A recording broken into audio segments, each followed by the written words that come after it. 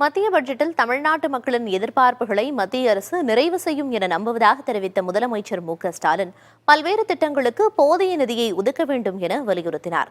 அதே நேரத்தில் மத்திய அரசு மீது முதலமைச்சர் வீண்பழி சுமத்துவதாக பாஜக மாநில தலைவர் அண்ணாமலை குற்றம் சாட்டியுள்ளார்.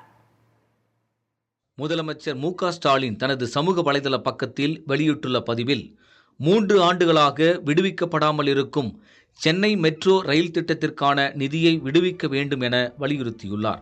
கோவை மதுரை மெட்ரோ ரயில் திட்டங்களுக்கு ஒப்புதல் வழங்க வேண்டும் என்றும், தாம்பரம் செங்கல்பட்டு மேம்பால விரைவுச்சாலை திட்டத்திற்கு ஒப்புதல் அளிக்க வேண்டும் எனவும் அவர் வலியுறுத்தியுள்ளார். தமிழ்நாட்டில் ஏற்கனவே அறிவிக்கப்பட்டுள்ள திட்டங்கள் மற்றும் புதிய ரயில்வே திட்டங்களுக்கு போதிய நிதியை ஒதுக்க வேண்டும் எனவும் மத்திய அரசை முதலமைச்சர் மு.க.ஸ்டாலின் வலியுறுத்தியுள்ளார்.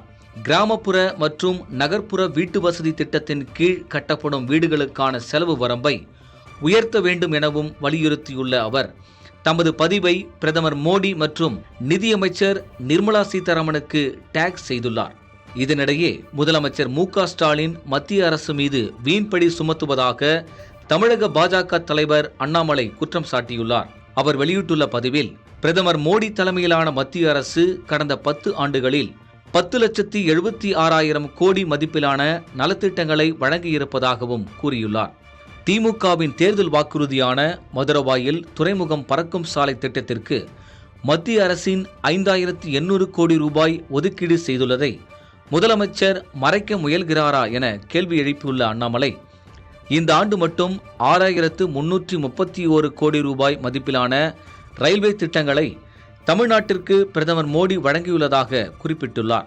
பால் விலை, தயிர் விலை, மின்சார கட்டணம் என அனைத்தையும் பல மடங்கு உயர்த்திவிட்டு தேர்தல் வாக்குறுதிகளில் ஒன்றை கூட முழுமையாக நிறைவேற்றாமல் பொதுமக்களை முதலமைச்சர் ஸ்டாலின் ஏமாற்றிக் கொண்டிருப்பதாகவும் அவர் குற்றம் சாட்டினார்.